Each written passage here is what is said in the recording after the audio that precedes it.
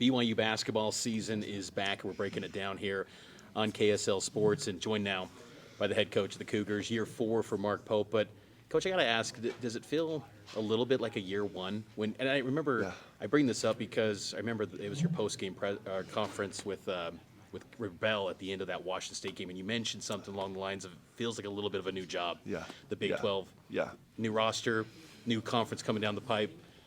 Feel like a little bit of a year 1 again? Yeah, I think so. I mean, in so many different ways. So it feels like year 1, we kind of had this 3-year run where we had some turnover, but we also had some major pieces of continuity the whole time. So that feels new. It's a post-Alex Barcelo era, which, we've talked about. I never won a game at BYU without him in the starting lineup. If you think about that, that's crazy. It's also, we did a lot of retooling and rethinking about we were in the top 25 for 3 straight years, which we're incredibly proud of. Like that's an amazing accomplishment. That's so hard to do.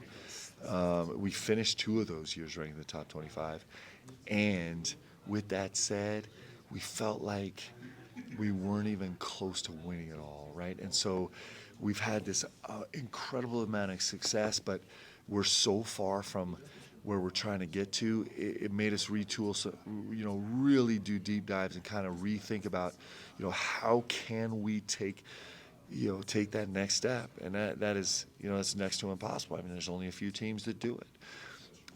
Add on to that this idea of moving into the Big 12. We're 1 year away. This is the first time we walked into the season with so much lead up, knowing that. So there's a lot of considerations coming, just long-term considerations. And then, finally, kind of the composition of this team, it kind of feels in some ways like year 1. We were pretty undersized year 1. We were pretty skilled year 1. The only difference between this year and year 1 is we were veteran year 1, and this year we're young. And foreign trip too in that year 1. Yeah. And so the thing with the difference between this year and year 1 is double-edged, right? So we're really young. So there's going to be some growing pains, but we actually have a group together right now that has a chance to grow together for the next 2 or 3 years. And I think the potential there on our staff and in our locker room is high enough that we could actually grow into something better than we've been. And that's what I wanted to ask too, Coach, with that new and young roster that you kind of have here. Was it also having a little bit of a vision for the Big 12? Because I know you can't assume everything's kind of year by year with these dynamic rosters, as you've noted, but was that kind of the play here too? Yeah, I mean, yes, for sure. We knew that like I said, there was this feeling after year 3 was like what we've accomplished, we're incredibly proud of.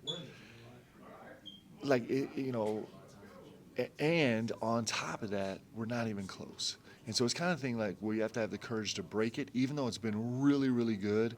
We've had an unbelievable start. It's kind of like we got to break it to see if we can rebuild it a new way better.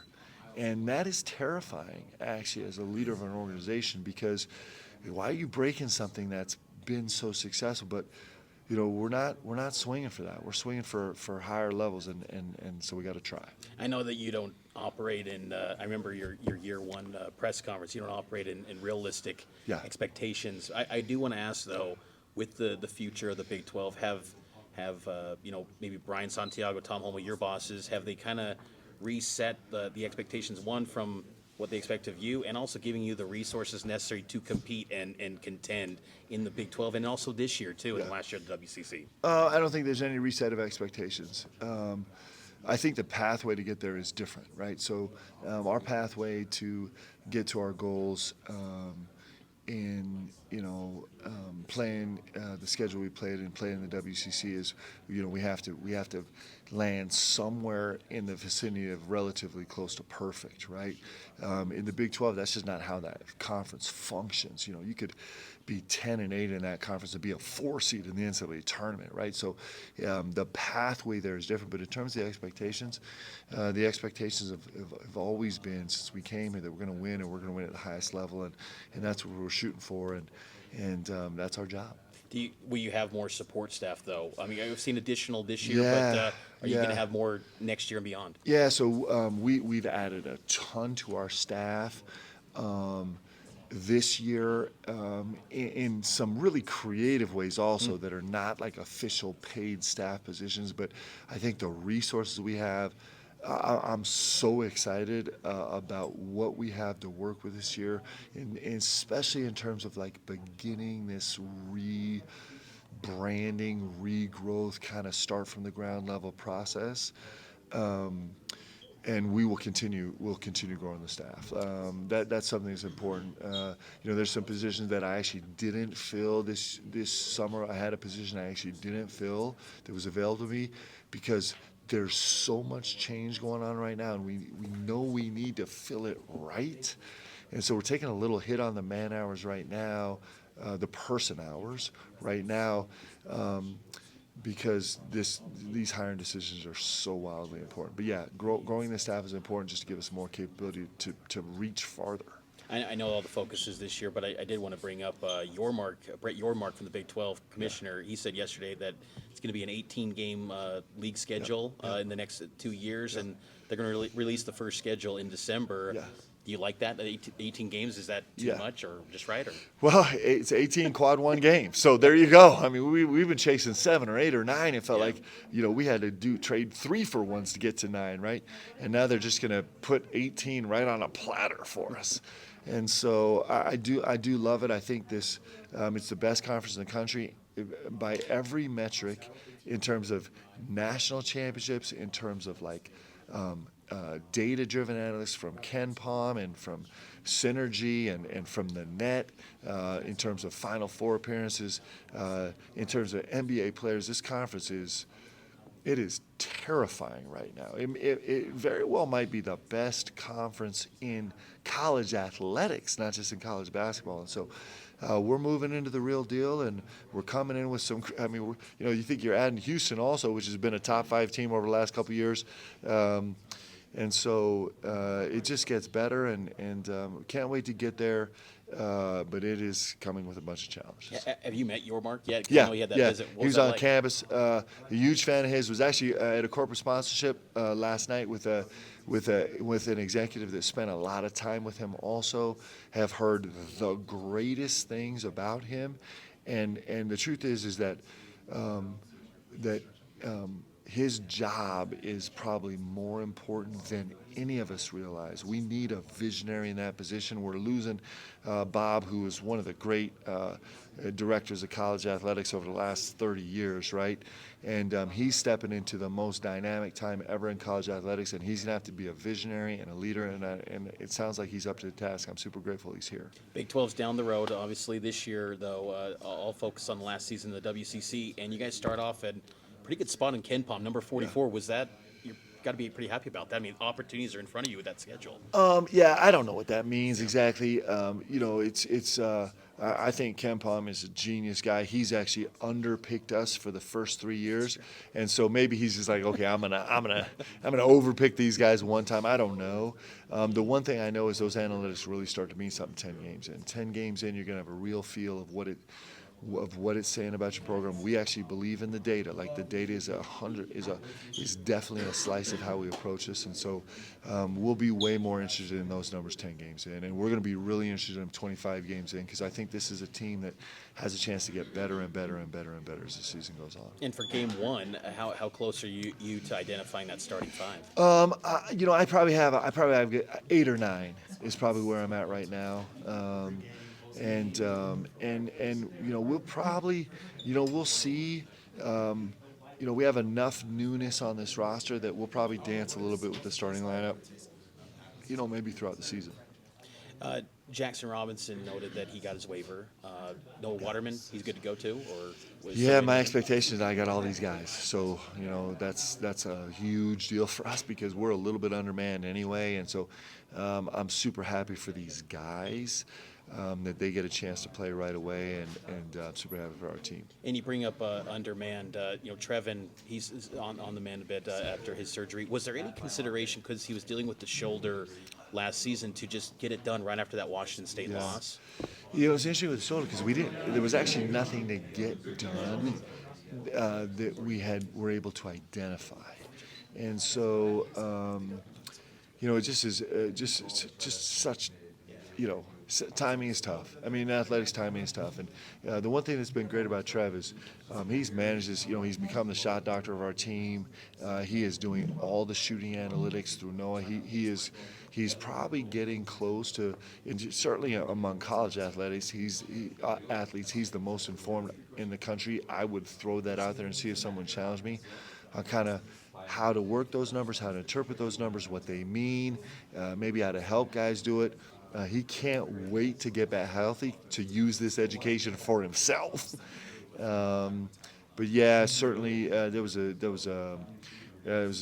was tough days after he went down, just because we're counting on him so much. How good can Foose become in this program? I asked that because I think back, I looked at some of the stat lines he produced last year, and he was navigating the hamstring, and just how good can Foose become? Yeah, the first thing with Foose is his health. Like, that's going to be the limiting factor, the first limiting factor. Like, we got to find a way to get him healthy and keep him healthy so that he can grow.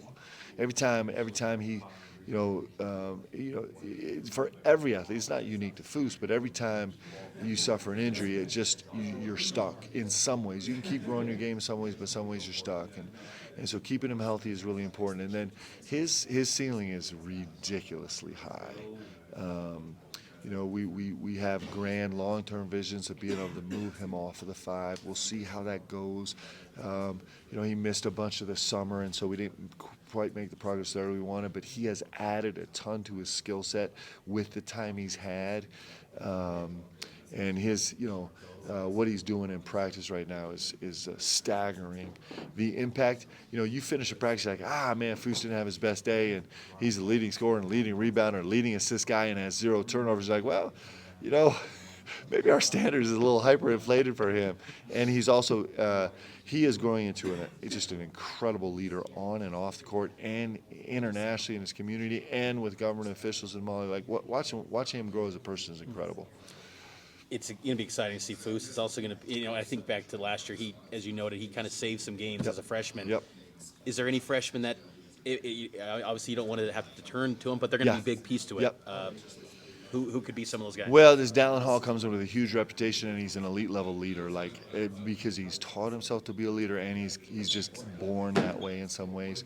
Richie Saunders is a motor that never quits. He knows one speed. Like, he knows one speed and is like frothing at the mouth intense.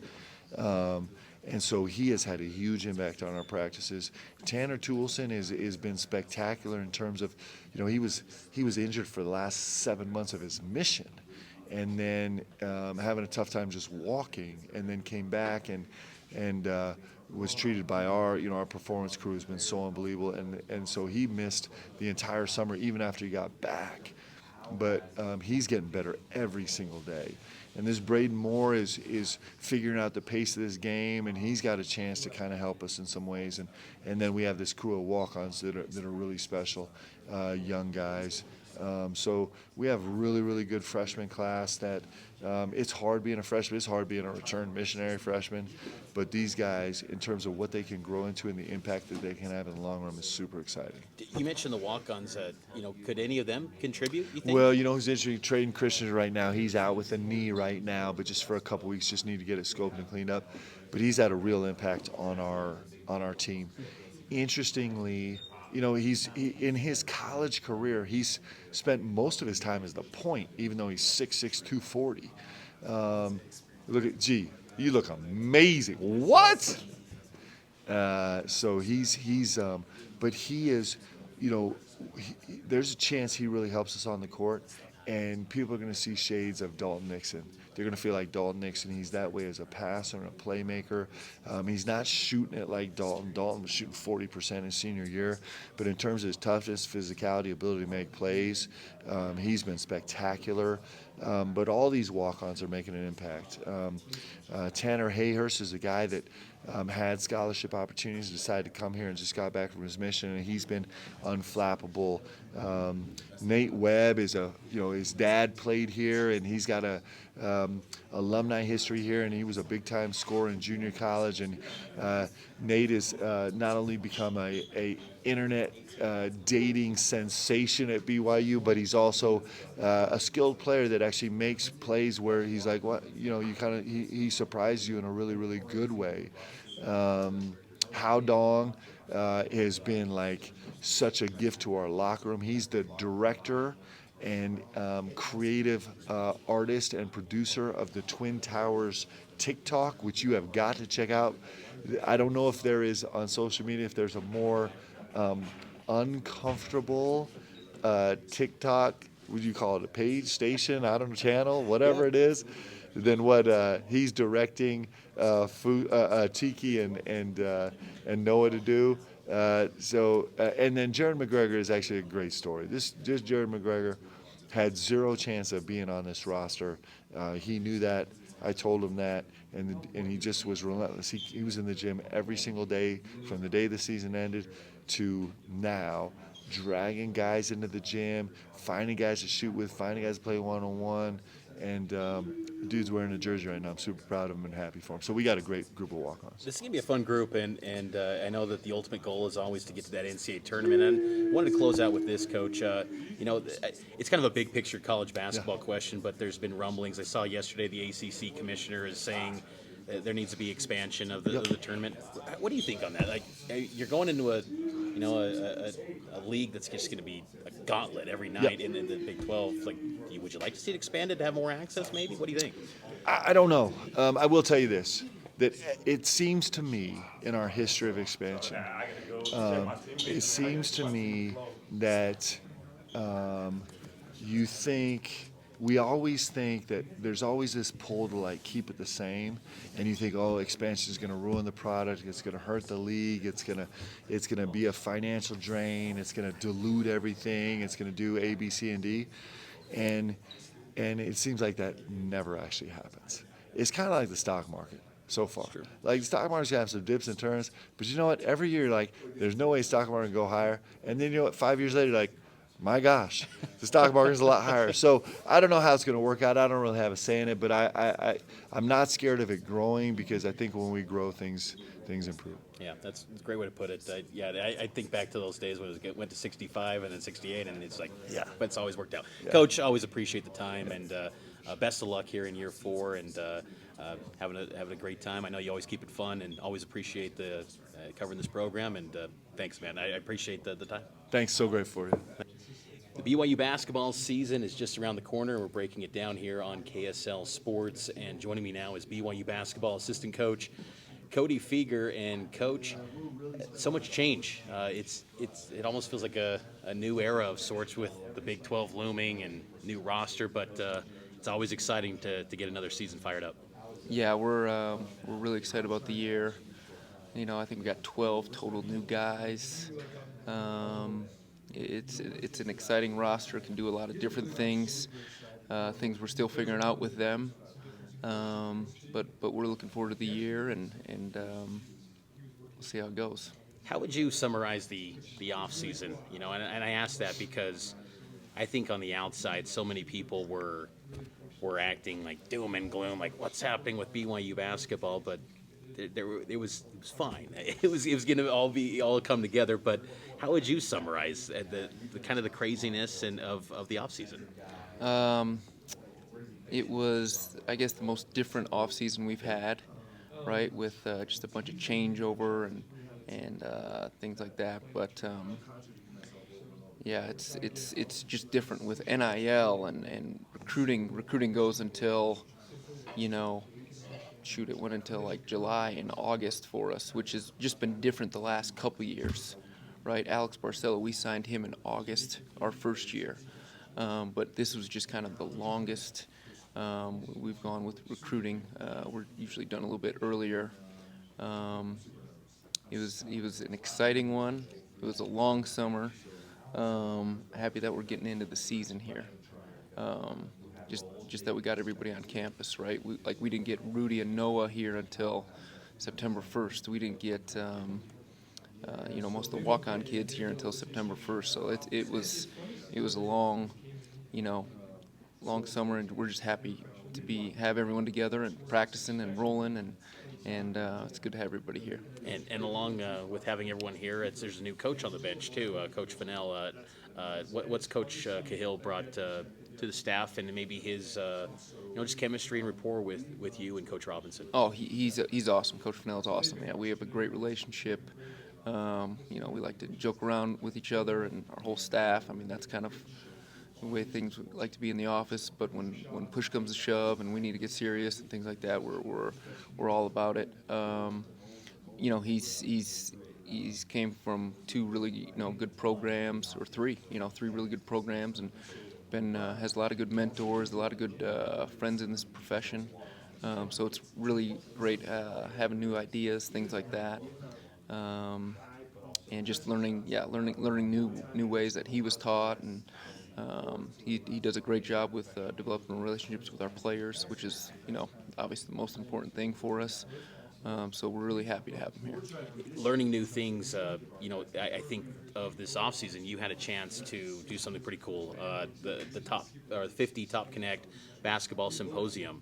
Tell me a little bit about what that entailed and your involvement with that. The title alone sounds pretty significant. Yeah. But what did that entail? Oh, it was an incredible opportunity. I listened to different agents, different agencies, athletic directors, and other head coaches on just, first 30 days of getting head coaching job. What do you do? How to put yourself in better position to get coaching jobs. Just all different aspects about the profession. And got to spend some time with other really good quality assistant coaches that I really like, and just sharing great ideas with different people. And I've keeping in contact with a lot of those guys still there, and it was just a great opportunity. I really enjoyed it. Talking with Coach Cougar here on KSL Sports, and this BYU basketball team in this year, it's interesting how. You mentioned there's 12 new players on the roster, but expectations are a little bit lower maybe than recent seasons. That first year it kind of reminds me a little bit of that year one when you guys took over in terms of the expectations. Obviously, that group was incredible as far as being the best offense in college hoops that season. Do you like kind of being in that spot where expectations on the outside are relatively low? As much as I can, I try not to pay attention to much of the outside, honestly, because our jobs are what I want to do, what Coach Pope wants to do, what our team wants to do. We want to try to win every game. But it's very similar to year one. The only big difference is that, we were kind of talking about a little bit before, is we went on a foreign trip. So we got to spend a ton of time with those guys. We played 3 games. We had 10 real practices right in the summer. We had just an incredible bonding experience going over there, spending time together. So it was great, and that was a great first year, right? Other than Yoli getting suspended 9 games for, we got exciting kids that can do a ton, right? And we're still learning more and more about them every day right now. What have you learned about Rudy Williams?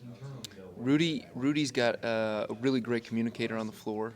I didn't expect that right when he got in here, but he's a great communicator, has a great rapport with all the guys, can really shoot the basketball, really likes to make plays for others, does a great job finishing at the rim.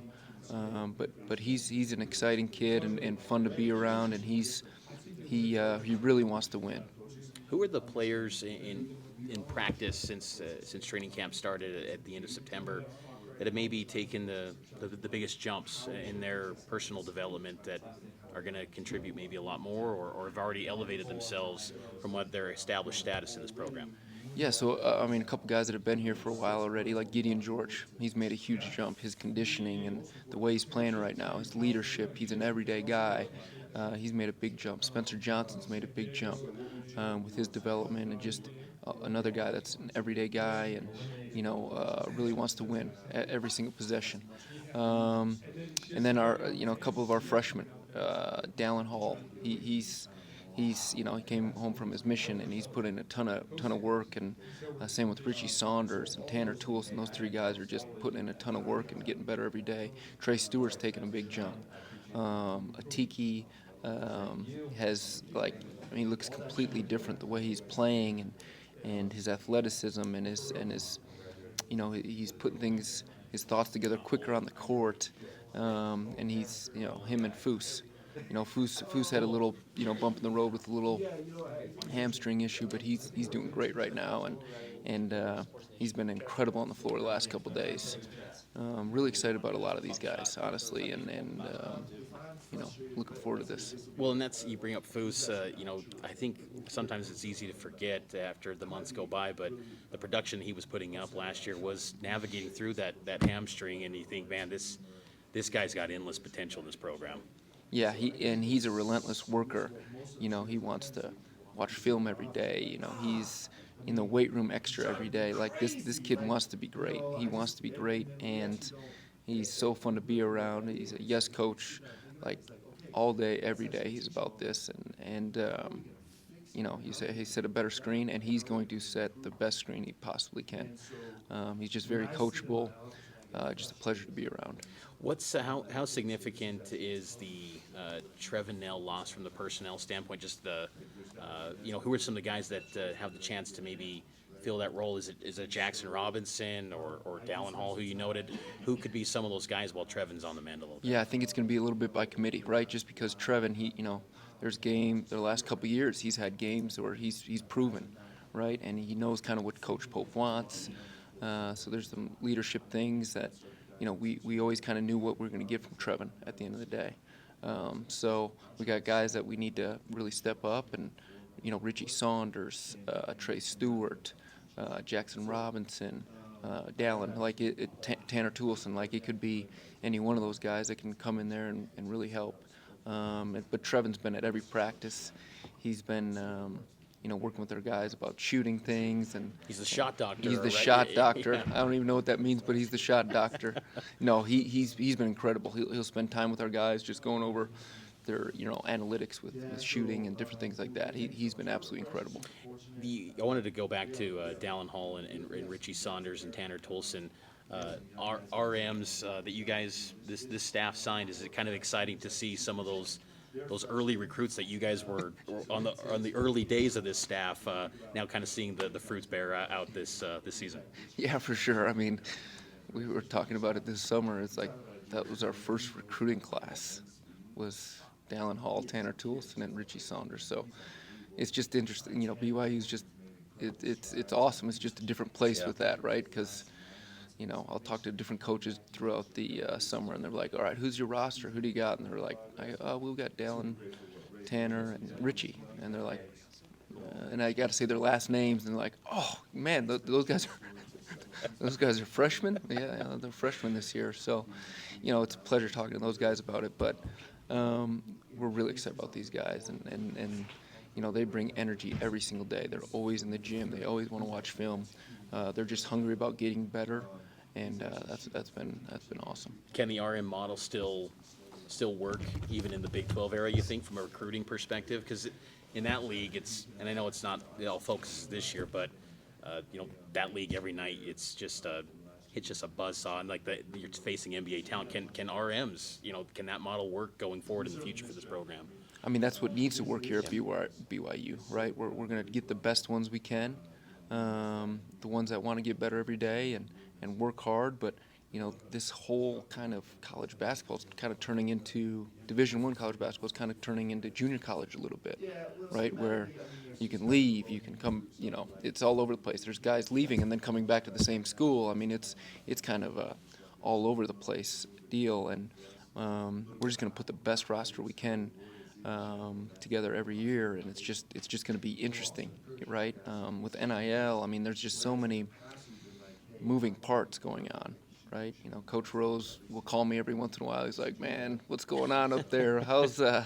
He's like, what's it like right now? And he's just like, he just tells me different stories and things like that. So, and it's pretty cool. How is Coach Rose doing? If you've talked to him recently, how is he doing? If Yeah, you share? he's doing great. He's been in St. George a ton. He was up here a couple weeks ago. We sat and chatted for during the football game for a long time. He's doing really well. Getting healthier and healthier every day. He's doing a little bit traveling right now, so he's happy and it's awesome that he cares so much about this program that he wants to check in with me, Coach Pope, everybody, and it's just really important to him that we're successful here, and he just cares a lot about this place. Is it kind of fun to be at a program that is got so much history, yet there's so much potential in the future? It's kind of this nice hybrid of tons of established brand, but also still on the come up. It feels like a kind of a nice spot to be in. Oh, for sure, and with all the developments that's going around in Utah County too, right? Like there's just so many great opportunities here, and we just want to get more people here, more kids on campus, just to get in a good feel. Our recruiting has been really good this fall, right? Just been getting good kids on campus, and there's just a lot of opportunity here. Well, Coach, appreciate you giving me the opportunity to chat with you for a few minutes. Always enjoy the time, and best of luck this season. And it's always fun to when the nights start to get short. It's like it's time to fire up the Marriott Center and get ready for another season of BYU hoops. So always a pleasure chatting with you. Thank you, Mitch. BYU basketball season just around the corner, and chatting now with BYU guard Rudy Williams. And Rudy, it's exciting to see you here. We saw that it took a little bit of time. You got here, I think, in September. How has it been since you arrived on campus and the experience thus far? Campus has been really fun. Honestly, being in Provo itself, people have embraced me here, and I've just embraced the life here, and I've loved it every second of it. Provo is a beautiful place to live. I didn't realize how close the mountains were and all that. And, just life on the court has been really good, gelling with the guys, learning a new system. And just, everything's been good since I've been here, honestly. What's been the vibe and maybe the intensity of practices? The vibe has just been just playing fast and pushing the pace and stuff like that, and having fun and playing carefree basketball. Coach Pope's trying to emphasize is really playing really fast this year. Getting up and down, getting a lot of shots up, a lot of threes up. So that's kind of been the emphasis so far in training camp. Have you made it a point to be a leader of this team? And I bring that up because that first night of practice in late September, I could just tell you felt comfortable, confident, like you've been around for years. It seemed like. Do you feel like you've inserted yourself as a leader of this team? Yeah, I like to think so, and I could, credit that to my experience. This is year 5 of me college basketball. So, I've kind of, just seen some things and done some things that some of the other guys haven't. So when I see something and, I see it might going south or something like that, I feel like the guys look at me to kind of, just see how to handle the situation and stuff like that, whether it's in practice or in the weight room or just life in general. So, I can credit that to my experience. Was that something that Coach Pope and the staff wanted from you when you signed to be a leader? I kind of say, it's kind of just printed into my position, being the point guard, you're kind of like the quarterback out there.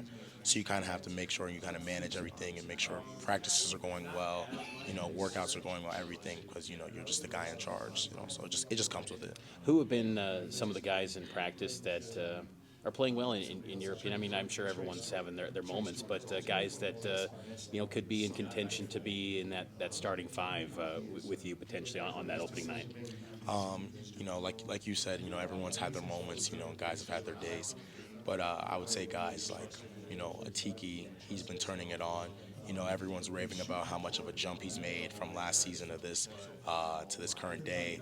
And, Foos, obviously, he's a monster, and everyone kind of knows that he's going to bring it every night. G and Spencer as well, those guys have had great training camps. Jackson Robinson, he's starting to turn it on as well. And I would say like Richie Saunders, Downhall, Trey Stewart, guys like that. You mentioned Jackson. He's your roommate, I believe. Yes, What's the relationship with you and Jackson? I mean, we're closer than anybody. You know, like we do everything together. We go get food at night with each other. We go to the gym together and stuff like that. The other day we got into it a little bit of practice and we were, just talking a little bit back and forth. And guys, honestly, they couldn't believe it because, me and Jack were like, we're like Kobe and Shaq. Honestly, that's how close we are. So That's cool. It was good. What's the schedule has a lot of interesting opportunities on it. Any particular games that you're looking forward to? I know it's probably opening night, but just any sort of matchups that might excite you coming up. Honestly, I would just say the Battle of Atlantis because that's probably one of the bigger stages, tournaments in the non-conference and in the earlier of the season. So, it's a loaded field. Dayton, Wisconsin, USC, Kansas, Tennessee, Butler. And no matter who you play, it's going to be a big time matchup. So I'm looking forward to that, that stage, and us getting some wins. And you speak of the stage, this stage here at BYU. Did you view this as a place that could springboard you to a stage professionally, whether it's overseas in the NBA? Like, did you look at this place? Did that factor into your decision to come here? Yeah, for sure. When I was doing my homework and deciding what school I was going to go to, I looked and seen the atmosphere that, you have in the Marriott Center. And I was like, well, that'll get me ready to play professionally. That'll get me ready for the big stage. So, that definitely had a part to play with my decision to come here. Early glimpse or early return of the atmosphere at the Marriott Center. You saw that at Midnight Madness. What'd you think? I was blown away, honestly. When I was just peeking out before the whole deal started, and it was supposed to start at 11:30. At 11:05, that thing was already flooded. People were coming in. It was just crazy, and it shows how much people care here in Provo about BYU and their sports programs. So, I'm super excited about that, and that wasn't even half. Like, that was, 5,000, 6,000 people there, and I couldn't hear myself. So when 14, 15, 16,000 get in there, I feel like it's going to be crazy, and it's definitely going to give us an edge to, beat whoever comes into the Marriott. So. BYU basketball season is around the corner, and we're breaking it down, talking Cougar Hoops with Fusini Traore here, a sophomore in his second year with his BYU basketball program. Fus, it's great to see you, man, and how's it feel going into a year two? What are differences for you? Good to see you always. No, it's been good, It's been a lot of good feeling, a lot of good work, I'm super excited. What's the biggest difference going into a year two compared to the first year? Well, I will say, because you always have to get better, as a team, as a player, I think so that's been our biggest focus, because I feel like this year we're going to play a lot smaller, and you need to improve your game a lot and also be able to play defense. What are your first off? How are you feeling health-wise with the hamstring? How you doing there?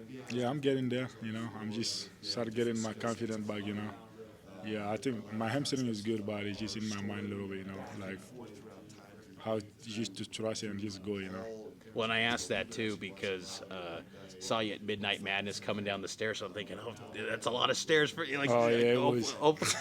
You were walking very carefully. Yeah, those stairs. I was just making sure I'm there one each, For sure. because I didn't want to hurt myself, What are you looking to improve on for you personally in your game this year? I would say just working on my post move as always, and also my shooting a little bit, Because last year I was wide open a lot of time I didn't shoot. This year I wish I could be more confident and shoot, and also my defense. How far does your shooting range extend? Yeah, it's been good because we've been shooting almost every day with coach, After practice, just shoot a couple shots, Just have confidence.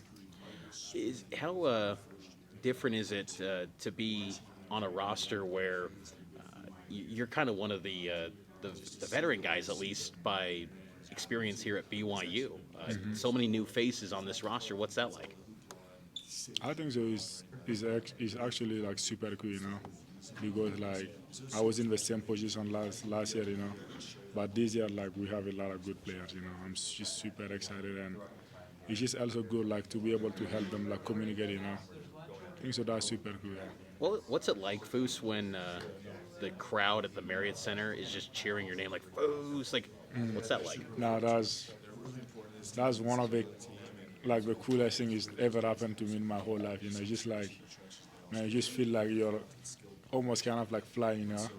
It's super good. I like it a lot. You become a fan favorite. Yeah, that's yeah. What's the? Is this team going to play fast this year? Oh yeah, we're gonna play really fast, especially Coach Cahill. She say everything is transition. If you catch it, just go. Like Mark Pope, everybody was just talking about go, go, go. It's gonna be quick. How hard have you guys been working in these practices, two-a-days? I know those are never easy, but Yeah. how hard have you guys been working? It's been really hard. So after you're done, after 2 days, after you're done, the only thing you think, just go to bed. That's the only thing. Because it's been super, super rough, but it's been good. Are you a guy that loves to kind of stick to a certain routine, a certain schedule? Because we've heard Coach Pope say that it's basketball, it's study hall for Foos. Like, Yeah. do you have like a set schedule every day? Like, I'm following that to a T. Yes, I do. Yeah. Yeah. What are the Basketball. value of that? What kind of instilled that in your lifestyle? I just think so. It's super good. Because I feel like I always stay focused. Because I don't wanna because those couple things is one of my main focus right now. I don't wanna lose that focus. Yeah, because I feel like that's who I am. I don't wanna lose that. And this season, should we expect to see a lot at the five position, at the center position, or where can we see you line up? Yeah, I would say it's gonna be a lot of five because during off season, like the summer, I thought I'm gonna be more like a four, but it didn't happen. It's only me and Atiki, and yeah, it's gonna be more like a five. I've heard that Hal has been helping you with your TikTok. No, it's Atiki, How and Atiki. Yeah, Hal and Atiki. Yeah. Are you still part of the TikToks too? Oh no, yeah, that's all Atiki. Yeah. Are you still roommates with the Tiki? Oh yeah, I'm still room. Yeah, this year it's four of us, me, Atiki, Chirue, and Richie. And Atiki, what do you think of the growth that he's had? Because he's a guy that he seems like he's due for a big jump this year. Oh yeah, he got a lot better. It's gonna be nice this year. I'm super excited for him. Yeah. And just last thing, Foos, how excited are you just for the season in general to get back and to get back out on the court and to try to win some big games again? Yeah, that's just I would say that's more like a life. Whenever the basketball season is closed, you just get hype every day. It's just like I would say it's not the main focus, but it's one of the main focus. Whenever it's season, whenever you're gonna play with different people, you just feel excited, you just feel happy. Another year of BYU basketball season is upon us, and joining me now to talk some Cougar hoops is Atiki Ali Atiki. And Atiki, year two. What's the biggest differences for you coming into this media day? I remember talking to you last year in year one. Yeah. What's the biggest differences as far as maybe just confidence and the feel that you have for the program now? Yeah, I would say this year's have more confidence than last year because I never do this a lot last year. It was my first time, and this year I get more experience because now I'm getting used to it, more comfortable with it. So it's been good so far. Has that confidence? How has that carried over into the way that you play and the way that you practice? I would say it's some of the same thing. Let me go back to my freshman year. My freshman year was a little hard when I started playing here at BYU because it's different when you come from senior high school and come to college like a freshman is totally different things. So it was hard. It was hard the first time, and I kept push myself. So you can do this. So get used to it. But this is my second year now at BYU, and it's been awesome. Actually, it's been awesome. I've been getting better every day to the weight room, at the court. So it's been way better than I would say. We saw the flashes and the potential that you have in games last season. Even Yes. Coach Pope noted that you and Foos were saving some of the games Yes. as freshmen. What can fans that go into that Marriott Center this season, what can they expect from you? I would say the freshman was crazy. Was crazy because I never seen a lot of that many fans in my life. That was the first time seeing a lot of people like that, and it was stressful going there and do mistake. You don't know the plays, you don't know what to do. So it was a little hard for us, but me and Fools, we just have to push it because some of our players they get hit, they couldn't have to play the game. So we had to push me and Fools and just say we can do this, just help the team to win. So that's what we've been doing last year. What's the? It was kind of fun in this off season to see some of the videos of you and your vertical leap. What were some of those numbers? If you could share those with our listeners and viewers, your standing vert, all those numbers. If you could share those. Yeah, I would say it was similar like last year, but last year I said this year was a little better because last year I did the same thing, but it wasn't at this number this year. So I would say thanks for Shark. Shark, like I've been working with Shark for a while. Like he wanted me to get better, my body, like take care of my body all the time. So I would say thanks for Shark because he's been push me at the gym and say do this, and actually I seen I improved like in the weight room, in the court. So this year was crazy. I would say it was like 140 something like that, like jumper. So it was good. Like more to come. Like I can't wait. What can people? What can we expect from you, or what are you looking to accomplish as a player this season? As a player this season, we just have to work together and help my teammates win the game. That's what we have to do. We have to play hard. We have to help each other to improve. If someone make a mistake, just tell him, yeah, you gotta do this to get better at this. So I would say this year our focus is just to help each other and let's win the games and just get ready for the season. How's the chemistry or the relationships between the team this year? This year it's been good. We got some good players, nice people. Everybody's nice. Like we work together. We all help each other. So it's been pretty nice this year for sure. Are you expecting to be a guy that maybe starts or coming off the bench this year? I don't know yet. Coach never talked about that yet, but like either way, like I'm good. I'm ready to go. Like either way, if I'm off the bench, if I'm gonna be starting, like I'm just ready to go. I just wanna hoop.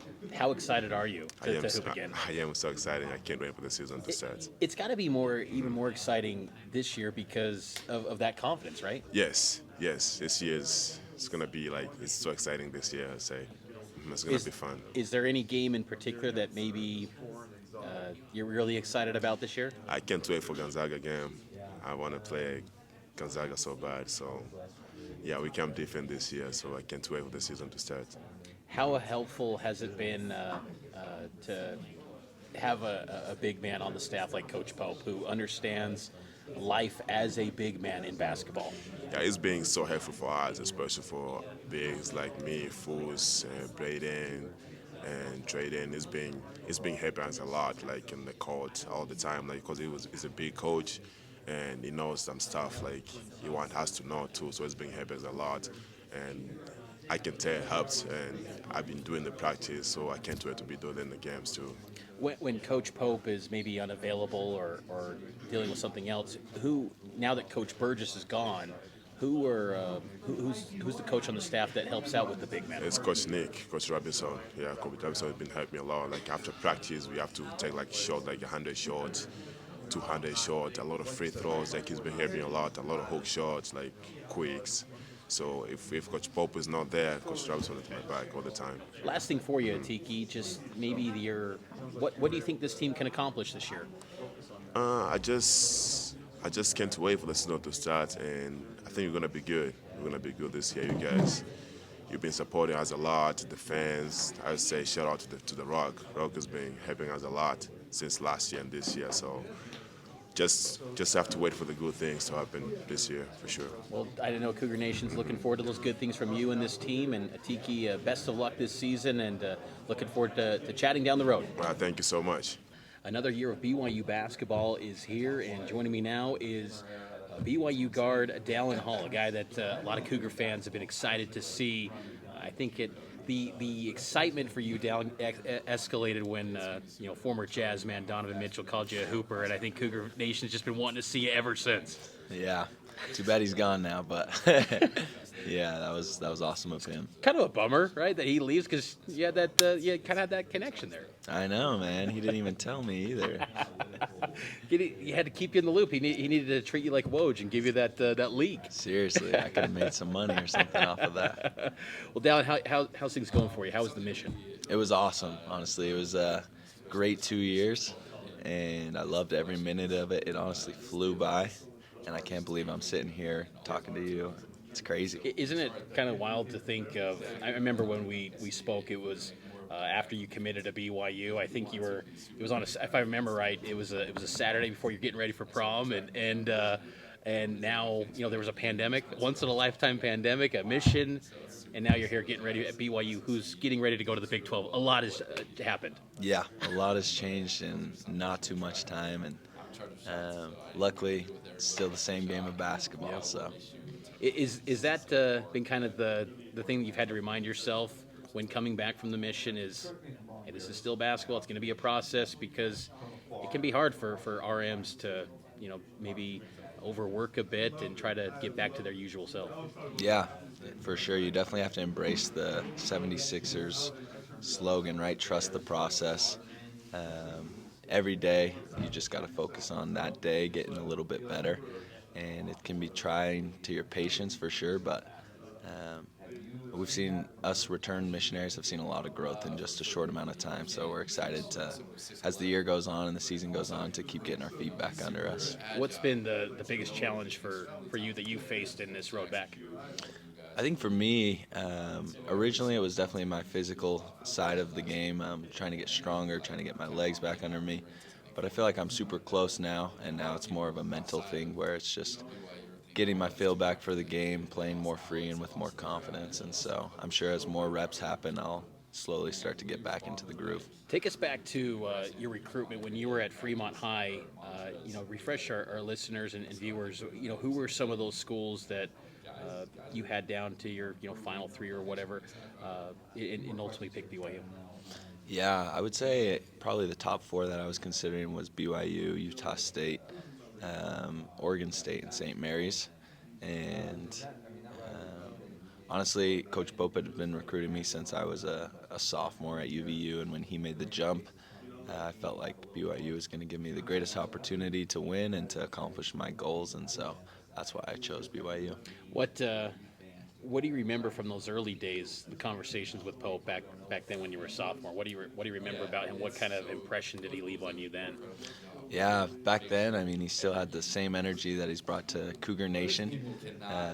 You can just tell he has such a love for the game, such a desire to win, and that's ultimately what I want to do. I love the game and I want to win, and so I thought we could really meet on that point. And now it's been really cool to see his knowledge of the game, because we would only have brief conversations while he was recruiting, and he would give me advice and things like that. But to be with him every day and to see his insights, see his knowledge of the game, it's been really eye-opening, and it's been a good experience for me to learn as a young player. It is fascinating to hear from Coach Pope. Just the people he's crossed paths with in this game. When you think of Larry Bird and Rick Pitino, the list goes on and on of who he's interacted with. I got to imagine that wealth of knowledge has got to instill, confidence, or just in that you're at the right place. I don't know. What would you say to that? Yeah, when he tells you a story, most guys tell you a story and they'll bring up names you don't know, and he's bringing up guys like Larry Bird, Reggie Miller, and you're just like, wow. And so it's really cool to hear his knowledge, his encounters with some of the greatest players of all time, and what he learned from them, what they taught him, and now he's just passing it down. And so it's really awesome, honestly, to see him appear in The Last Dance. That's crazy. But it's been just like I said before, as a young player, you're seeking every opportunity to get better, and he's a great source for that. What has he laid out for you as expectations he has for you this season as far as role and rotation, maybe minutes, or has he had those conversations? What's the expectation? Yeah, we haven't had a lot of conversation about minutes, and my role ultimately is to make my team better. He's given me kind of three key things to work on this year, and at the top of that list is to stay healthy. He knows what it's like for return missionaries to come back and try and play. He's coached a lot of them before, and so he just keeps harping on over and over, take care of your body, stay healthy.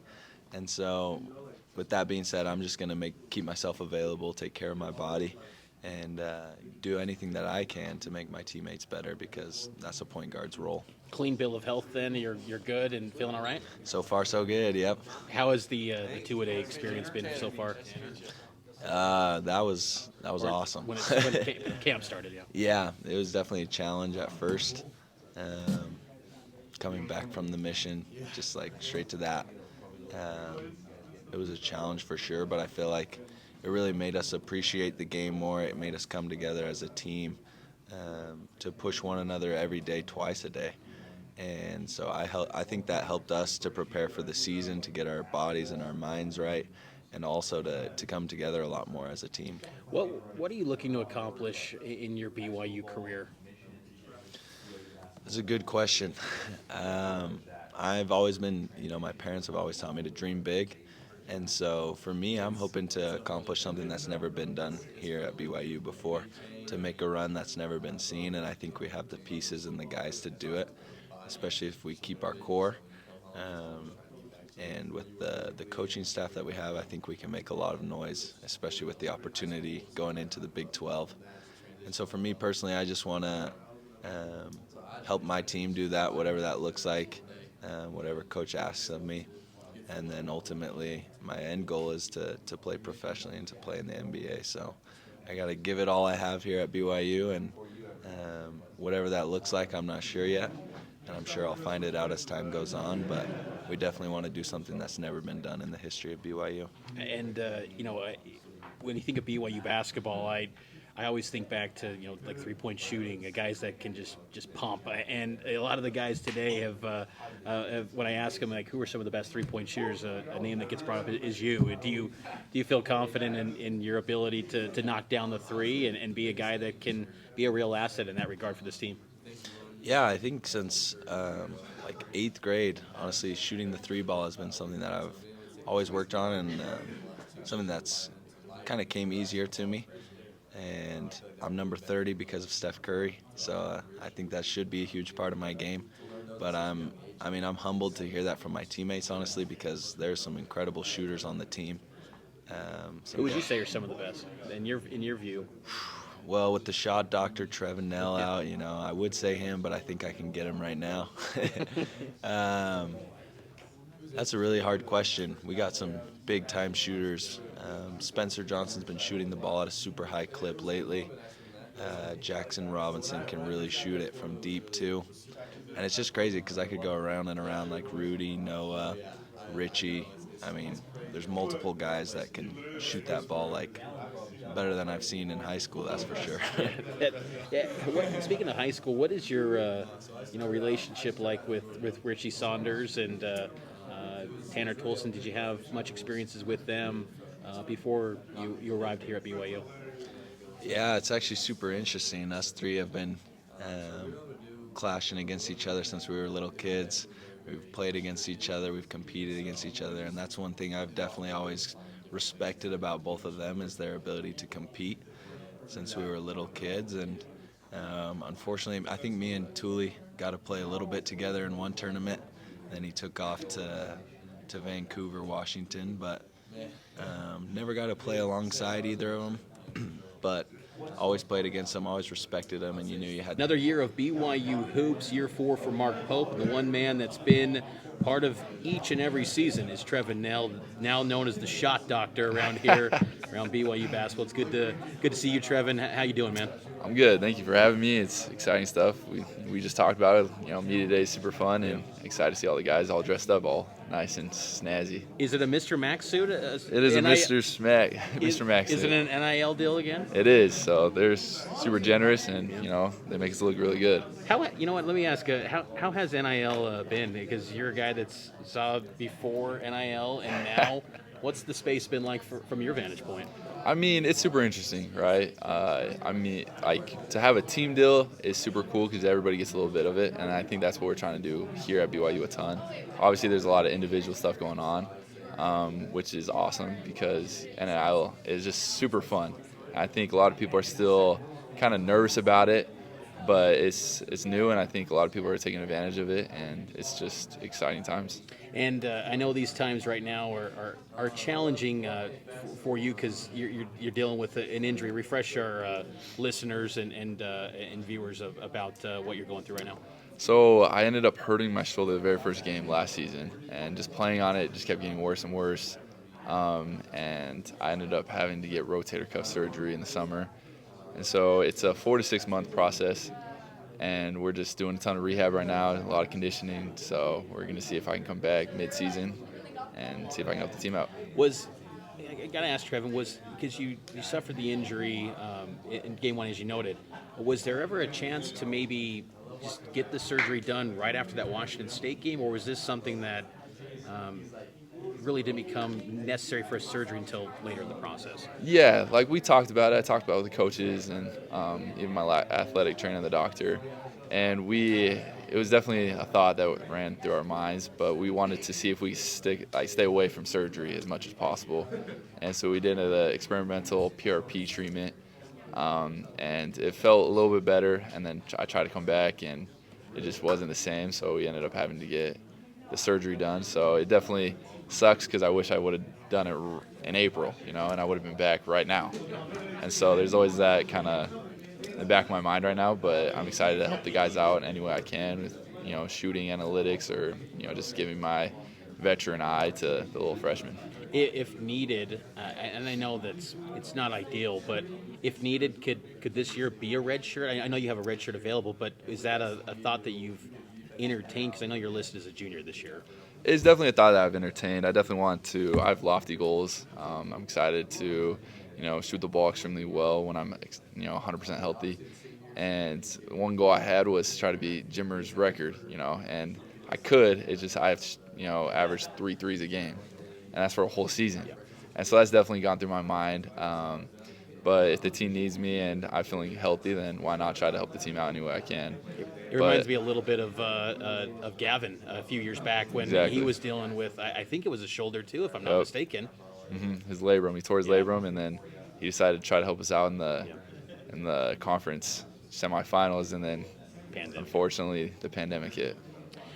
Talk with Trevin Nell here on KSL, and so you noted that you've been willing to help out any way you can.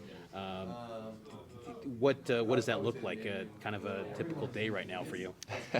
Well, the guys call me the shot doctor, so that's the nickname going around. So hopefully I can carry that into a future job. Let's hope, right? But right now I meet with Coach Pope at least once or twice a week to go over shooting numbers. I meet with these guys. They always text me to ask me what they can do better, and so it's fun to be able to help guys that want to learn, want to grow. And it's super fun to see growth, right? So my guinea pig was Trey, and everybody's talking about how he's shooting 50% in live play right now.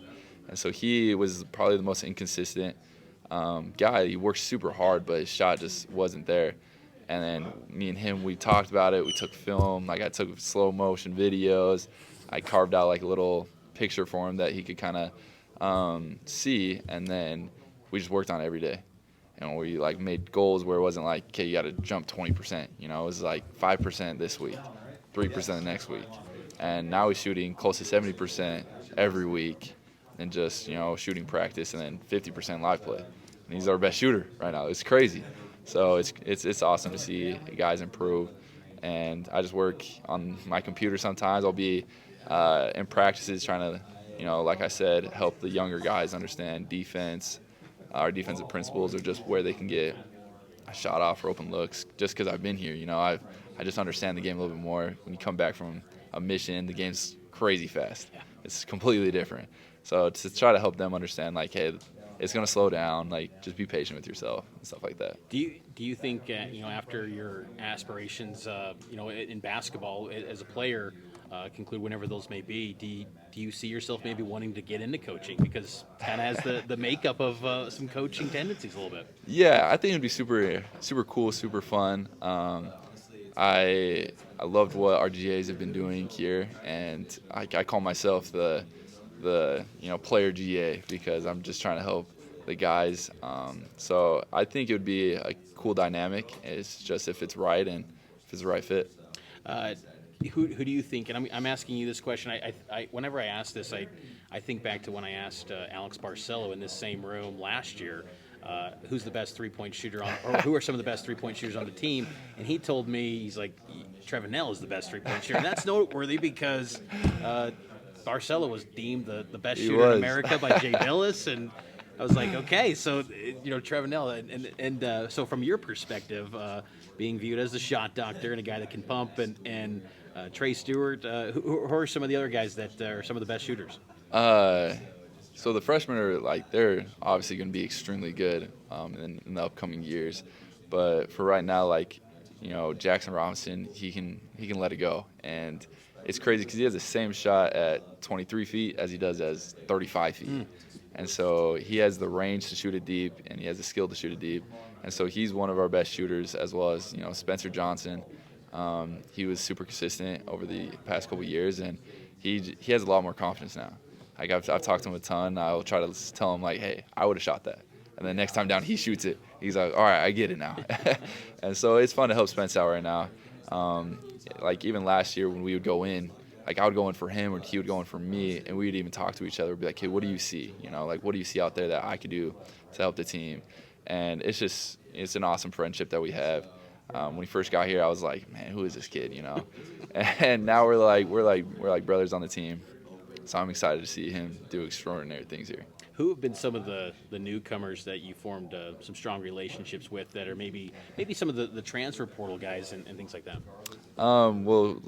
With the freshmen, first of all, we had a Lord of the Rings night a week ago, and they all came over to my house and we watched Lord of the Rings, all the freshmen, right? You a big Lord of the Rings guy? I started getting into it as soon as the series came out, The Rings of Power, and I'm liking it right now. I got to check it out then. You got to check it out. I'm a bit advocate for it. But yeah, so I have a really good relationship with all the freshmen right now. They all look up to me as the guy to go to if they have a question, if they don't want to ask a coach, because some questions are to the coaches are well, you should already know that, Yeah. And so it's nice to be able to talk to somebody a little older. And then the new guys, Rudy's super charismatic. He's got so much energy. He's got a whole different set of personalities they can whip out. And so he's super fun. And, Noah and just all these guys are just great guys. Jax is a great dude. He's a little more quiet, but, he's a great person, and he's super wholesome, just like Foos, And so I love our team's so much better. We're moving to that best locker room in America. The personalities, you bring up Rudy. That was something that stood out to me on that night one in September when your teammates, it was your birthday, and your teammates, I think, I'll just say, I think they kind of failed on the presentation the freshmen did. Well, it took an hour to do it. It's come on, guys, what do you got going here? Then I'm hearing Usher music. And exactly, it was all over the place. And then they're doing some dance for you. I'm like, what is this now? But I think that Rudy, his personality, his charisma, it really did stand out. And is he kind of emerging as one of the leaders of this team? I'm sure there's many, but is he one of those guys? Oh, for sure. When he first got here, I was a little skeptical, right? Because he's just new. He's coming from Coastal Carolina, which is a great program. Late arrival too, right? And he's yeah, exactly. I think that was the biggest reason was he got here almost end of August, right? And so we already went through summer workouts. We're getting ready for our fall workouts, and as soon as fall hit, it was a whole different person kicked in. He was super talkative. He was all into everybody's trying to build them up. He's always smiling, right? He misses a shot, and he's like, oh, come on, 3. And I'm thinking I'm like, 3. Oh, he's 3. He calls everybody by their number. I think that's just super unique to him. And so he brings a lot of confidence to this team. That's going to be fun to see. And any matchups on this schedule that have you excited that you're curious to see how the team does? Yes, for sure. Every game is the biggest game, right? Coach Pope has been a great job at trying to instill that into us that we can't overlook any team. But, you can't overlook or, not see San Diego State. Going to San Diego State, we haven't been up there. I haven't been up there where it's been packed yet because of the pandemic. So it's going to be super fun to see us go up there and play them. And then we got teams like Creighton. We got USC that we get a, redemption because they beat us pretty good 2 years ago. And so I think that game is going to mean a lot to us. So the Bahamas is going to be super fun. And then, every in-state game is, huge. We look at Utah, and they have Coach Burgess up there, which I love Coach Burgess, and I love Gav, but now they're coming back down to Provo, so we're not going to take it easy on them. And, you speak of not taking it easy. The future is not going to be easy, the Big 12. Big 12, yep. What do you think of that? This word came out that, Brett Yormark said yesterday, the commissioner, that the schedule for next year will come out in December and 18 league games. It's starting to feel real. It's starting to feel super real. I mean, a lot of people are asking, like, all of us, like, how do you guys not look forward to the Big 12? Like, how is that hard? Like, is it hard to just still be in the WCC? And the WCC is a great game, like, great conference. They've been super good to us, but every team in the WCC wants to beat us now. Like, we have a target on our backs because we're going to the Big 12, and we have never won the WCC. So this year is going to be extremely difficult. It's going to be super fun, super competitive, but it's also going to be super fun to have teams like Kansas coming to Provo and just be able to play against them and have the Rock just do their thing. And I heard next year we had our schedule kind of come out a little bit for next year, and our next year's preseason schedule is going to be crazy too. So it's going to be jam-packed. Any teasers you want to give to people to whet the appetite? I just know a lot. We're going to still have our contracts set up with the teams, and I know there's going to be a couple Big East, maybe a SEC team, but it's going to be a lot of fun. Yeah, another year of BYU basketball here on KSL Sports. And joining me now to talk some Cougar hoops is freshman Richie Saunders. And Richie, does it, after all the time that's passed, it's kind of, I was talking with Dallin about this, it's kind of surreal, like that class in, 2020 class. You guys have navigated a once-in-a-lifetime pandemic. BYU's going to the Big 12. A lot has changed since you signed on the dotted line. That's right, but I couldn't be more excited.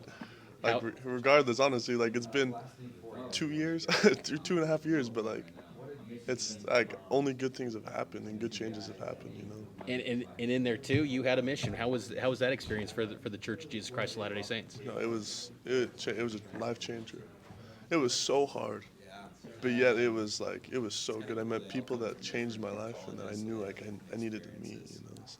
You know, it's whenever people on the outside programs talk about BYU, whether it's football, basketball, any sport around here, they always say BYU has an advantage because of mission. As someone who's now navigated a mission for the church where you're not having activities, playing basketball, and now trying to come back and be a D1 athlete,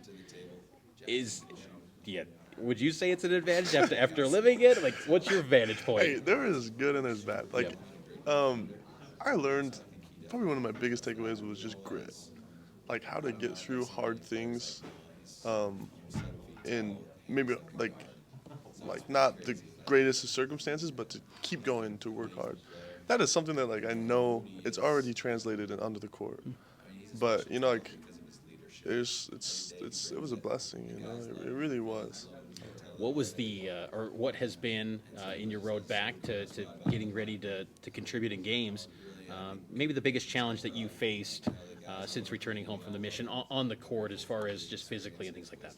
Yeah, definitely like getting the legs back. You know, like even on my mission, I worked hard and I tried so hard to do as much as I can, but it's not the focus, it's not the priority.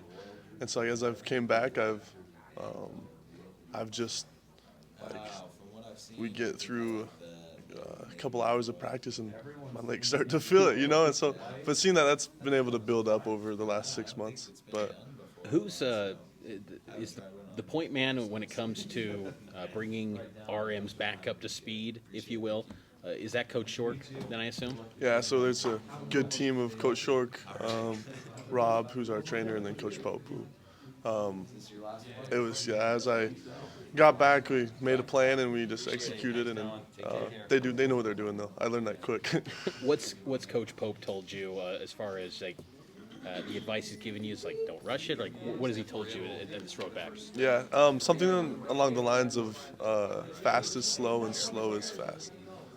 My whole life has always been go, go, go, go, but like I've had to really try to be patient and to like understand that principle that like right now, if I can just be patient but consistently work, that it'll be better in the long run. If that makes sense. Yeah, no, that's great. And patience, it kind of, when you say that word, it makes me think of maybe your high school career a little bit, because you played for an elite high school program in Wasatch Academy. Did it take patience to make inroads into that program? Because that was a great rotation there at Wasatch Academy. Yeah, definitely. It wasn't. It was a very different game than what I was used to in the past, but definitely took patience. How did that experience, you think, at Wasatch Academy get you ready for D1 basketball and maybe put you out on the scene in recruiting and things like that? No, it changed everything. I went from a position, I loved my days at Riverton, But the competition that you're going against just isn't quite the same. You know, like at Wasatch, we were going every night against 5 stars and these very high level players, and people that are now in the league and making a lot of money that way. You know, like, that's who you were going against every day. And I'm so grateful for that opportunity to have had to play against those guys and play on big stages. And I know that it will help translate onto the court here. Who was the best guy you think you faced in those games in high school? Would you say from off memory? Cole Anthony, I was a big doubter. I thought he was overrated. But then we played him in my junior year, and we played him in the national tournament. Yep. And he just controlled. Geico national Yeah, game. exactly. He just controlled the game, like in a way that was like super, like he just orchestrated it. And I'm not a doubter anymore. I haven't even seen him play at all in the league yet. But there's several. Anthony Edwards and the Mobley brothers. Like there's some big names. Yeah, so I can only imagine that definitely helped getting ready for this stage, and because it's even going to be at a higher level from the prep scene Totally. to D1. What are you expecting in year one for yourself individually and this team? We have so much potential. The dynamic of the team is different, where we all are going to have to contribute. And I'm just going to try to figure out how I can contribute in the most, and then the most that I can. You know, as I just how to contribute to stay on the floor and to get on the floor, whether that's making shots or getting steals or however the coach needs. That's my goal, is to figure out how to contribute. What are your strengths that you feel confident that, you know, night one or whenever it is, that you can contribute, that you'll be able to provide on the court? What are your strengths, you feel? You know, I feel like my shooting is something that I've been known for. But I think my defense and my offensive rebounds. So rebounding. And that's got to be music to the ears of Coach Pope, because, you know, this is a little bit undersized team, and rebounding is going to be critical.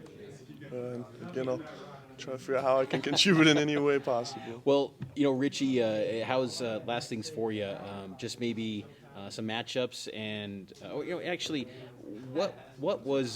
Did you grow up a BYU guy? Like, did you love BYU basketball, or, you know, BYU sports in general growing up?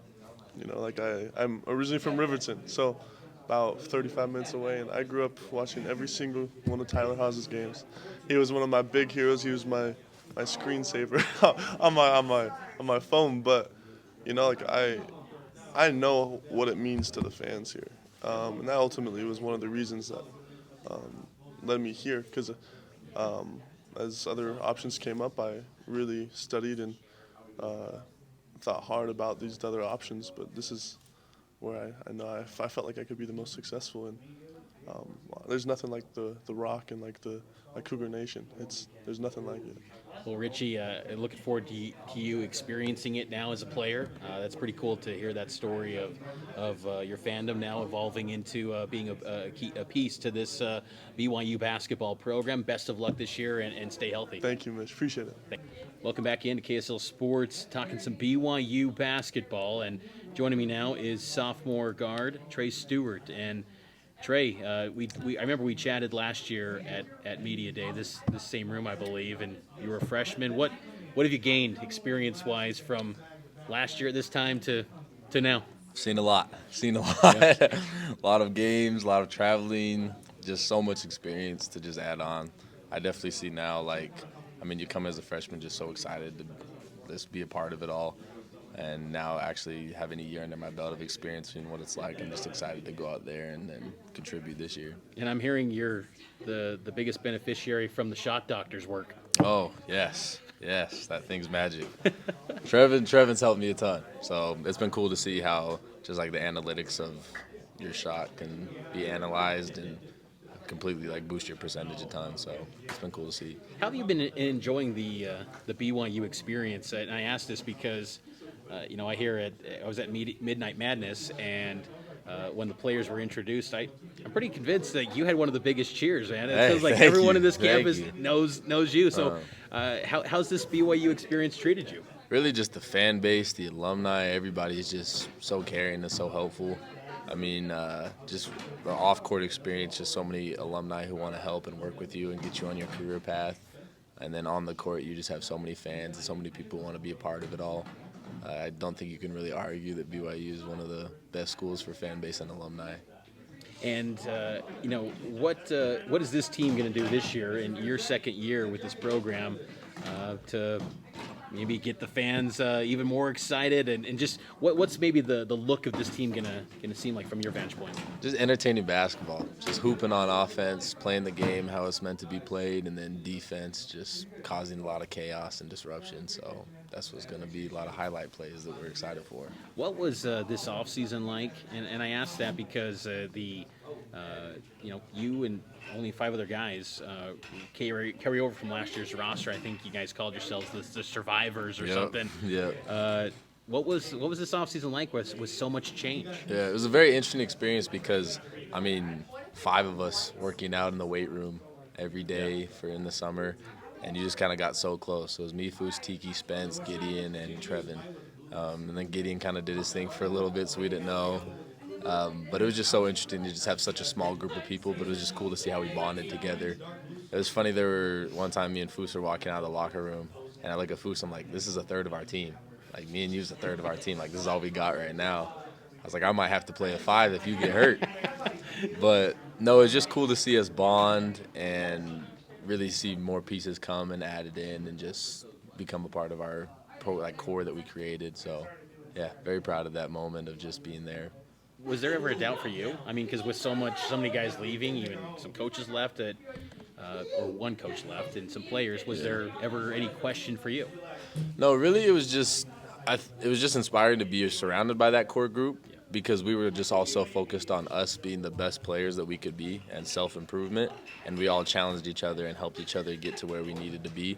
So it was just 5 people trying to be the best players that they can be, and regardless of what was going to happen, we knew that we would have been ready for what was to come.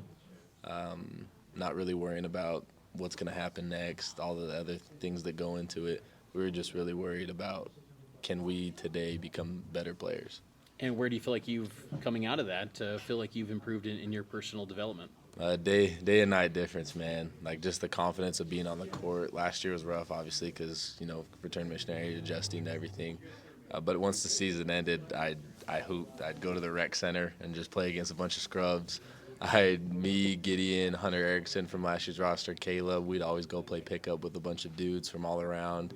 And we were playing 4 nights a week. So really just experiencing just playing and just getting comfortable, that court feel back. And once I got that back, I started building a lot more skills and a lot of other things, weight room. Just so much went into my development over this offseason. I'm excited to, get out on the court this year. What can we expect your role to look like this year? Really just, leadership, because I'm a returner. It's been interesting that I'm a sophomore, but I lead a lot of the stretches and I lead a lot of our workout stuff. Just because we don't have a lot of returners. Sure. But it's just been cool to take that role. And then also on defense, just being a voice. One thing that I realized that I can control all the time is how loud and how much I'm talking. So really just talking on defense, making sure my teammates know where they are, guiding people, and just going out there and making plays for my teammates. I remember last year when Tijon Lucas and Barcelo were here, and I think I asked Tijon, because there was one practice when I was watching and the media was there. You gave some good looks to Tijon because you were part of the group that had the yellow jersey, the scout team. Yep. And you'd give the hardest look you could, preparing for the next opponent to AB and Tijon. And so do you take pride on that defense, your abilities on the defensive end of the floor? Yeah, defensive end of the floor is where I shine. I've never really been too big of an offensive player growing up, changing that now. But defensively, that's one thing that I can always control is my effort and how focused I am on that. And just taking that responsibility or taking that assignment personal. So whoever I'm guarding, if they score, I'm going to be mad. And I'm going to go out there the next play and I'm going to go back at them. So always just giving that 100% effort on defense. Can you share with our listeners the improvements you've made on the offensive end, maybe a number as far as stats? Because I know you guys are analytically driven and you got Noah's Ark. Maybe just the improvements you've made in maybe 3-point shooting and things like that. Yeah, so over the summer, working with Trevin, got my shot up to like 10% higher that I was shooting 1,000 shots a week and bumped that up 10%. And then the thing that I've been the most proud is after our practice, I've been working out with one of our GAs named Chris Lehman. And he's been putting my butt to work, making me run up and down the court, just doing these crazy drills. Sometimes they'll explain the drills and I'm like, what? Like, you really want me to do that after practice? But after doing all those like full speed 3-point reps, over this course of our practices, I've been the #1 3-point percent shooter on the team. So that's been the thing that I've been the most proud of, is to see that where people saw that as a weakness on me, that's become one of my strengths. So. Do you think it can translate to games this year? Yes, definitely. Because with those full speed reps in practice, first of all, and the full speed with Chris, definitely ready to knock down some shots when I'm open. Well, that's exciting. And what do you hope to accomplish in your BYU career, Trey? Really just make an impact on and off the court. I want to be known as a great basketball player, a person who was on the court, who was poised, defensive player, just did all the little small things. I don't want to look back and regret not giving a lot of effort or not working out as hard as I could have. And then as far as off the court, just taking advantage of, like we talked about earlier, the great alumni here and setting myself up for a career down the road. So. Well, and following up on off the court, you've been very creative in the NIL space. You launched your own company with Happiness. I'm drawing a Default Happiness. Default Happiness. Yeah, thank you. You've been working with BYU quarterback Jaron Hall. How's that been? Oh, it's been good. We just did a campaign with Jimmer. That was cool to kind of team those two up together, because Jimmer has a foundation called Choose Kindness. Similar message. So got him and Jaron together, connected it, and then they just promoted it together. So it's just been cool to work with people who want to make change, and got a lot of projects in the works. Like with Gideon, we're gonna do a shirt for a shoe drive. I'm working with some volleyball players. I'm doing hoodies for all of our team, so it's going to be entertaining to just have some fun with what I'm doing. Well, looking forward to that. And last couple of things. Your dad, who was part of the women's basketball program, he's now floor 3 now at the BYU Athletics. Yes. How's he doing? He's doing really good. He's found a lot of joy in what he's doing right now, which is just helping kids with academics, an area that he knows is very important. And he grew up in a very rough neighborhood, so for him to understand and be able to relate with kids who come from a hard background. He's just perfect for the job. Just great man in terms of relationships and getting people on the right path. So he's loving it. Well, Trey, best of luck this year. Excited to see your career growth, and bright days ahead with this year and then the Big 12. And looking forward to all the evolution for you and this team. Yes, sir, man. Thank you for the time. Thanks, Trey. Appreciate it. Getting ready for another BYU basketball season, and joining me now to talk some Cougar hoops is freshman Braden Moore. And Braden, how's the first year, the experience here at BYU treating you so far? It's going pretty good. It's freshman year, so it's gonna be some growing pains, but it's always fun and game. It's gonna be a fun season, and just looking to do what I can on the floor. First thoughts of the Marriott Center experience at Midnight Madness? What'd you think? Pretty wild. It's so cool because I have a lot of friends here, so I made a lot of friends over the summer. So I was able to, they all came to support me. So that was pretty sweet. Playing in an environment like that is unreal. And so I think it's unlike anything else in the country. Was that a big piece to what the coaches pitched to you during your recruitment? Is the atmosphere and the opportunities this place has? For sure, I think that was, but for me, that wasn't a priority, but it definitely was a huge plus, and I think that's so important as we move into the Big 12, having that environment, but also, playing this year as well. So, I think it's going to be an exciting year with it, and, obviously there's a lot of freshmen on the team, so we're all going to be new to this, even transfers too, so we're a bunch of us are going to be new to this, so. How close are you with these freshmen, the new guys on this team? Yeah, I'm really close to the transfers. Became a good bond with them. I'm also close to the freshmen. We're in classes together and whatnot. So, you know how it goes. So we're around each other all day long, travel together and whatnot. So I think it's a good group of guys who clicked really fast. So. How would you describe Mark post practices, 2-a-days? How they've been? I would say probably intentional, very intentional and very, fast, up and down. I think this year, we got to make up for the size. We have the size as a fit sometimes, and so I think with that, it means we have to, play faster, play quicker, get up down the floor more, and do all that fun stuff. So I think, it's gonna be a fun year. A lot of defense, being disruptive, shooting. That's how it goes. So. What have been areas for your focus in your player development and that this coaching staff's been working on with you during training camp? For sure. I think defensively, just like anything else, I mean, all freshmen have to work on that. But I think since I'm a 4-5, I really have to work on it because, I don't want to be pinned against, guarding against Fulson and Tiki all day can be brutal. So I've definitely been punched them out a few times and specifically elbowed. But yeah, so, it's just growing pains, with that. But I think offensively, playing the 4-5 as well is a new adjustment for me as well. So learn real set ball screens, do a lot of that fun stuff. So. I was going to ask you about that. I mean, how is that going? The transition to because I know when we spoke after you committed that there's no position that really defines you. You can play a lot of different spots. So how is it being at the 4 and 5, and do you have experience at those positions? I do. I played I would say I played most of my high school at the 4-5 just because I had a size just so much bigger than everybody. So I guess that helps kind of learning and I grew up. My dad taught me in the post, that's how I grew up with it. So going back to my old roots with post moves and stuff like that, so it's been good. I've always been able to get down low and score on people. So I think, especially moving to the Big 12, that's gonna be a huge deal. That's how Big 12 is. They got some big dudes down there. So, but specifically this year, I think it's gonna be important, and you're gonna have a lot of side advantages, and specifically for me, and just learning to. We're learning how this offense works. I mean, it kind of takes a minute to understand it, and once it works, it works. So it's just kind of how it goes. So there's a nice blend of personalities on this roster. When you got some married guys, you got some guys that return missionaries that are freshmen. I mean, you're getting the full BYU experience on this roster. I really am.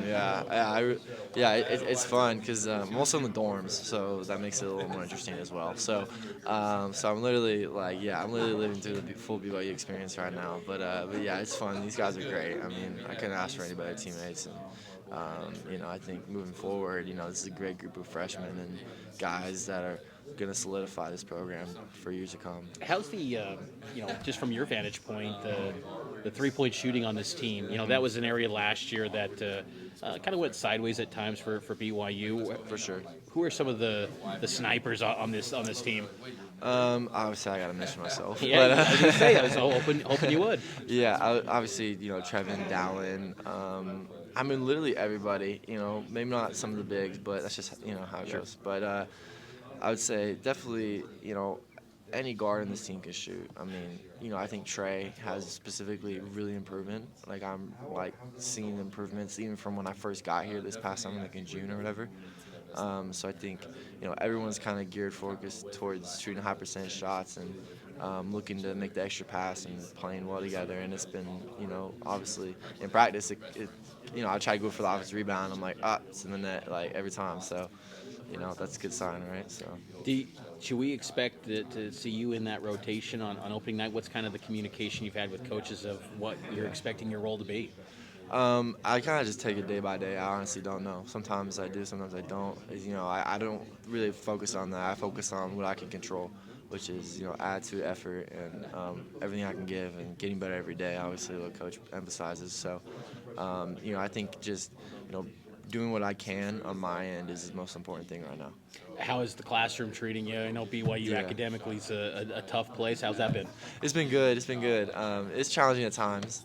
I had a few tutors for some classes, but you know how it goes. So, but it's good. So it's chill. But yeah, it's fun. Have you picked a major? I'm most likely gonna either do supply chain, business marketing, or something in sales. So, some of the business school for sure. So. That's a great move with being here at BYU. For sure.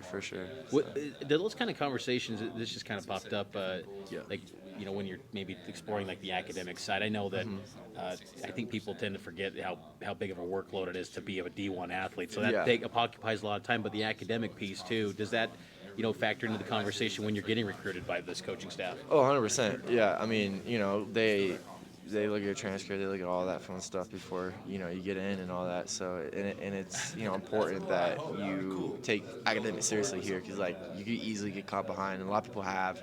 and so it's not easy. No school is easy, even if they say it is. So, but I also think there's ample resources here. So I think that I've definitely been utilizing that. It's definitely been helpful. So. Well, Braden, best of luck this year and in your BYU career. I know Cougar Nation's excited to see you and looking forward to this season.